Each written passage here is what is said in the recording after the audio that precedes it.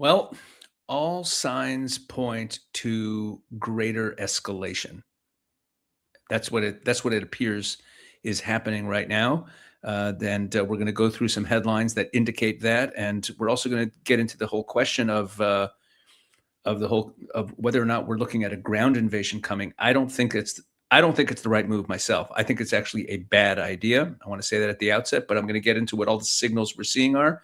This is kind of a news update video. So let's hit it. Let's get right to it. So we got some video stuff here, in addition to some print articles. Let's see what we got here. So this is Trump from yesterday. When Americans are wrongly against this war, how do you ask them to? Well, Americans aren't against the war. A poll just came out. Americans don't want high gasoline prices, but they're not against the war. That just came out loud and clear in a poll. Nobody wants Iran to have a nuclear weapon. Do you want Iran to have a nuclear weapon? Do you think it's good? Go ahead. So that's Trump, pushing back. A reporter asked him about Americans being against the war, and he pushed back and said, "No, Americans are not against the war. Americans just don't want higher gas prices." And then this also is from yesterday. Take a look at Trump yesterday. I'll save the energy targets for last, but ultimately we'll hit energy targets, yeah. But we're going to hit them very hard tonight. We're going to hit them very hard tomorrow night. We're going to hit them very hard the night after. And then next week it gets really bad for them because next week comes the power plants. Next week comes the bridges. We're going to knock out all their power plants. We're going to knock out all their bridges unless they get to the table and negotiate. Now, that clip was actually from last week, pointing to this week. And sure enough, this is what we're seeing this week. And Trump put out a Truth Social post that said, "From this point forward, anytime the Islamic Republic of Iran shoots at a ship in the Strait of Hormuz, whether by missile, rocket, drone, or any other device or weapon, the United States will bomb and destroy one bridge or one power plant, including those located next to or in the capital city of Tehran. Thank you for your attention to this matter." And then we see this headline here: U.S. reinforces Middle East military presence as Trump weighs expanding Iran conflict. Wall Street Journal reports additional troops, aircraft, medical personnel are being deployed to give the White House broader military options. This is from today. The United States is moving additional military assets into the Middle East as President Trump considers broader action against Iran. According to the Wall Street Journal, the buildup includes special operations personnel, fighter jets, aerial refueling aircraft, and long-range bombers, the report said, citing U.S. officials and people familiar with the deployments. B-1 bombers stationed in Britain have been placed on alert, while F-16s from Germany and F-35s from England have been sent toward the region. Cargo flights have also departed U.S. bases used by Special Operations Forces. Those units can carry out a range of missions, including combat, search, and rescue. At the same time, more than 150 medical personnel have been sent to the Landstuhl Regional Medical Center in Germany, the main facility for treating U.S. troops wounded in Middle East operations. The U.S. already has tens of thousands of troops in the region, along with 2 aircraft carrier strike groups, 17 naval vessels, and a Marine Expeditionary Unit, according to the report. The reinforcement comes as Trump intensifies his warnings against Tehran and weighs possible strikes on additional Iranian targets. The White House said the president always has all his options at his disposal. The expanded deployment could also give Washington greater capacity to respond to Yemen's Iran-backed Houthis, who have threatened Saudi-linked shipping and claimed attacks on oil tankers in the Red Sea.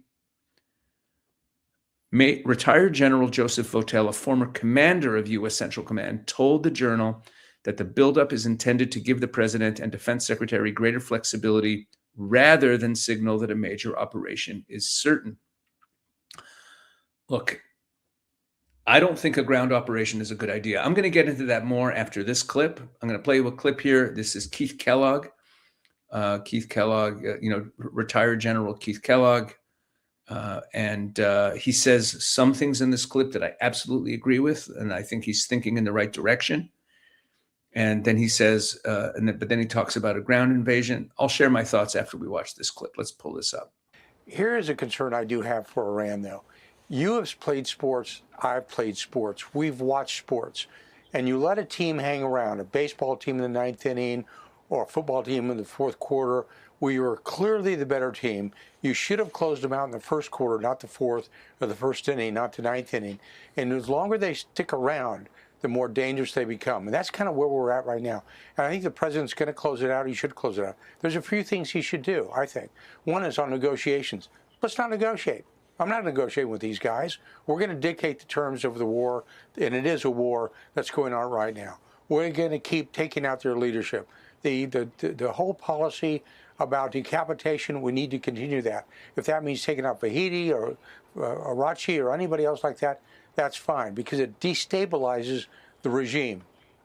The other part, because it gives you leverage, is I would take the islands of Karg Island and Larak Island, which is like, it's further to the east, but it's like the command and control center of the Gulf. And you take them to give the president leverage. Now I own something you don't have anymore. We'll give it back to you at the end of this war if you need it, or we're just going to keep it forever. The other thing I think we should be doing is, look, let's go, and if it takes a presidential finding or something like that, let's start figuring out how we can help the Iranian people organize the resistance against the theocratic regime. We've done it before. We did it in Afghanistan. Our troops are really good. Our agency is really good. Okay, so far what he said I agree with, because what he's talking about here is what I've been talking about. I've been watching this channel, and that is that the focus on just destroying military capabilities. Great, listen, destroy their military capabilities. I'm fine with that, but it's not the path to victory. If the goal is, as Trump says all the time, that they cannot have a nuclear weapon, if the goal is to have the Straits of Hormuz opened, the best way to achieve that goal is to destabilize the regime, more decapitation strikes, more empowering of the Iranian people on the ground. Because if you bring down the regime, and I'm not talking about, everyone's afraid of regime change. Oh, regime change, regime change. Why are we so afraid of it? We're afraid of it because in the past, it meant that the Americans go in, like in Iraq, and try to manage the situation. You don't have to go in on the ground. Will it get messy there? Yes, it will get messy. Of course it will get messy. It'll get terribly messy. But that's not America's problem. Oh, but what do you mean? Like, you break it, you bought it. You can't bring down the regime and then not go clean it up. Yes, you can. You know why?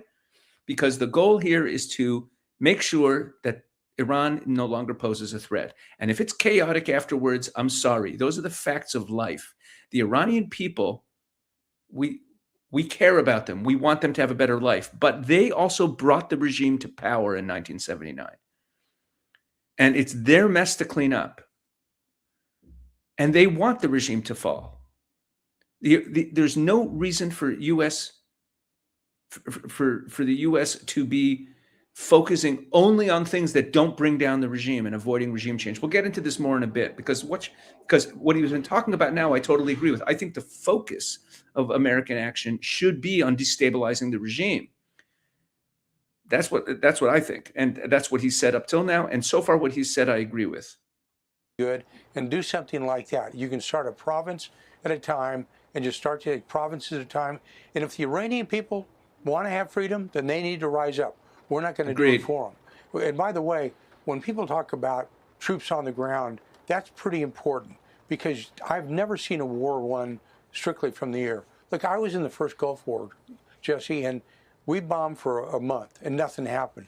It's when we crossed the berm in Kuwait and Iraq, and we got to Euphrates rivers within 48 hours, it was a 100-hour war. They said, we're not going to do this anymore. And I think we should do that.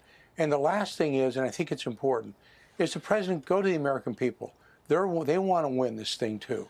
They understand that you're doing this, not for this generation, but for the kids and our grandkids. We do not need a nuclear Iran in the Middle East. It totally destabilized the Middle East. But the people of America, they can understand hard talk. They can accept hard talk. I think this is the time you bring the American people with you to close this deal out. We haven't gotten there yet, and we should. Now, here, I got to say, I'm sorry. I disagree with his assessment of the American people right now. I disagree. I don't think that there's any appetite whatsoever for boots on the ground, no matter what speech Trump would give. This is a very fragile situation with the American people. And I also don't think it is necessary.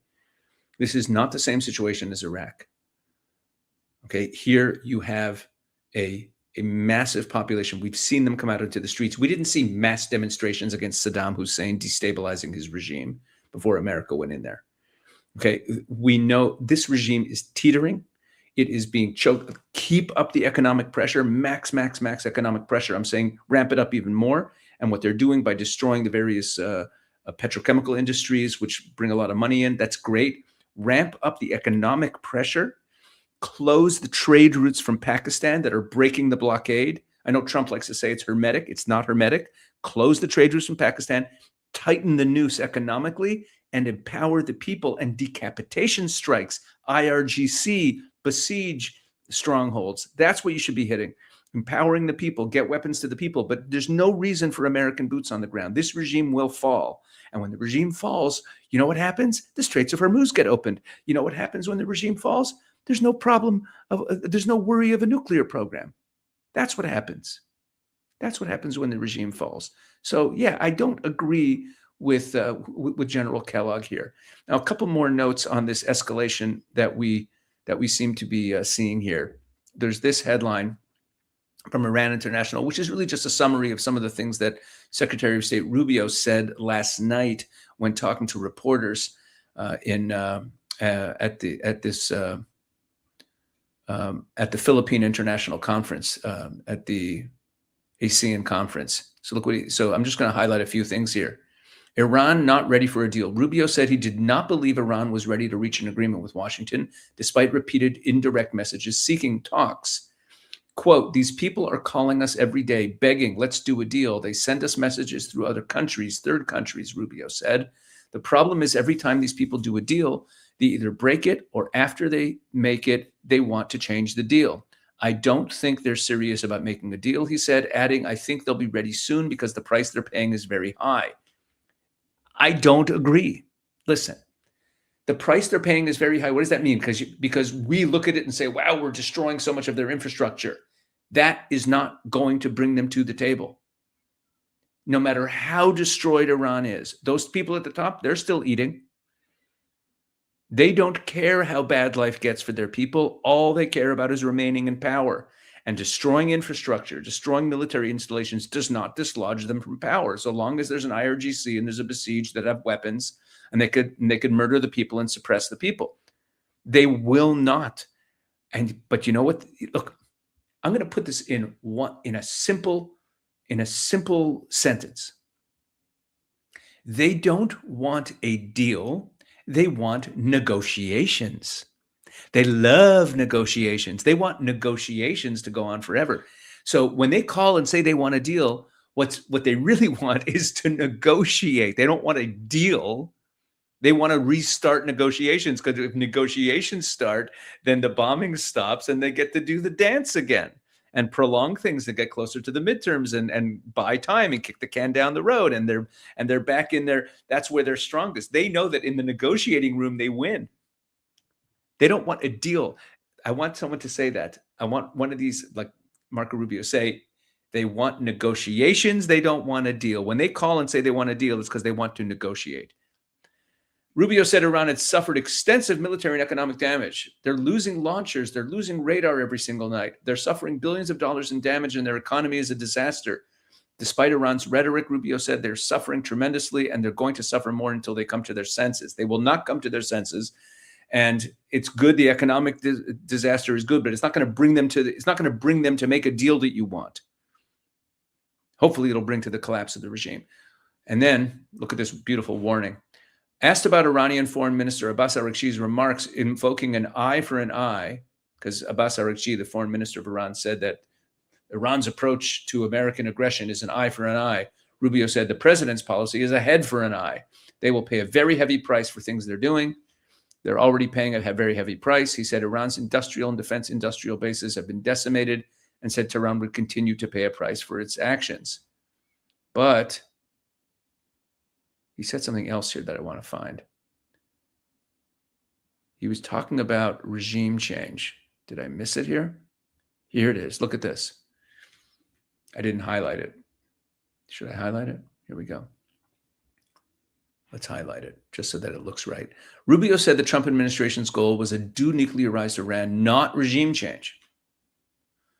I think the U.S. is seeking a denuclearized Iran that will never have a nuclear weapon. You know, the only way to get to an Iran that will never try to get a nuclear weapon? A regime change. Our issue and our concern and our focus is denuclearizing Iran. They can never have a nuclear weapon. Asked whether Washington was comfortable leaving Iran's current leadership in power, Rubio said they can never have a nuclear weapon. He also rejected suggestions that Trump had made regime change an objective of the conflict. I want to be very clear. I sound like, Rabbi Wolicki is, Pesach Wolicki wants regime change. I don't want regime change because I want America to get involved in regime change. I'm saying the only way to achieve the objectives that you're setting out, no nuclear weapon, open Straits of Hormuz, the only way to achieve those objectives is regime change. The only way to achieve the objective of no funding for proxies, no international terror network, is regime change. So it's not that you have to get involved. This isn't Iraq or Iraq-style regime change. You don't have to get in there and manage it. You don't have to have boots on the ground. But it's the swiftest way to achieve the objectives America wants to achieve. He never said regime change was a goal. We're going to degrade their missile launchers, their drones, their factories, their navy. Okay. And finally, here's an indication, maybe an indication of escalation, or maybe it's just the British finally waking up. Britain withdraws remaining diplomats from Iran. This is from today. Check this out. Britain said on July 23rd it had withdrawn remaining diplomatic staff from Iran as the conflict between Iran and the United States escalates. Due to the security situation, UK staff have been temporarily withdrawn from Iran. Our embassy continues to operate remotely, the Foreign Office said on its website. Britain in June withdrew its embassy staff from Iran, following the footsteps of other European nations as well as Australia and New Zealand. The withdrawals came after Israel launched renewed airstrikes on Iran, claiming its arch enemy was on the verge of developing a nuclear weapon. And that was back then. The Foreign Office declined to say how many staff had been withdrawn after a similar move in February. If you're a British national already in Iran, either resident or visitor, carefully consider your presence there and the risks you take by staying. Okay. Now, this obviously begs the question, why on earth did they still have diplomats in Iran? So I looked into this, and it turns out that no other Western nation has anyone left there. The Germans, the other European nations, they've all withdrawn their personnel from Iran a long time ago. UK was kind of last on the list, but this announcement came today. Is that an indication of further escalation? I don't know. Maybe not. But clearly, they see that it's time to get to get out of Tehran finally. So that's where things stand. Are we headed for a ground invasion like Keith Kellogg wants? I don't know. I think it would be a mistake. I think there will be a lot of loss of American servicemen, which will cause an uproar in America, and it won't necessarily achieve the goals unless you're actually willing to bring down the regime. And if Trump keeps saying, and Rubio keeps saying the goal isn't regime change, think of what they're doing now. They're hitting petrochemical sites. They're hitting I made a video earlier about the different sites they're hitting. They're hitting military installations. They're hitting the petrochemical industry. They're hitting bridges. They're hitting other infrastructure. The one thing that they're staying away from hitting is the IRGC. Why? Instead of destroying bridges and petrochemical sites, just hit every IRGC checkpoint and every IRGC base like Israel was doing back in March. That was causing defections, and that's the destabilization of the regime. That's where it happens. Anyway, that's my take, and I'm sticking to it. Maybe I'm repeating myself, but there's a reason. There's a reason I'm repeating myself. I think this is where we are, that this allergy that the Americans have to saying regime change. You see Rubio, he's so emphatic. No. Anything but regime change. We're going to destroy everything, but we're not going to take down the regime. That's not our goal. It's because of it's obviously a reflection of something in the American public opinion that people are afraid if that's a goal because of some trauma of past regime changes that didn't go well. That doesn't mean that you have to do it that way. Just because regime changes went badly, that doesn't mean regime collapse can't be a goal, not because you care about collapsing the regime, but that because you care about the Straits of Hormuz being open, and you care about there not being a nuclear program, and you care about them not having a ballistic missile program that threatens their Arab neighbors, and who were emphatic that who were upset about the MOU because the ballistic missile program wasn't, dismantling that wasn't in there, and dismantling the proxy network wasn't in there. They were upset about that. That's what happened at the conference in the Gulf that Rubio held with them right after the MOU was signed to clean up the mess, because they were still upset. All of these issues are solved in one fell swoop if the regime collapses, and you don't have to go in and run it. I'm just arguing for the most efficient and effective way to achieve the military objectives that you're trying to achieve is actually destabilizing the regime and focusing on that. Now, maybe they're doing it behind the scenes. I don't see evidence of it. But this allergy to saying that we're interested in bringing down the regime, it's just causing this whole thing to last longer.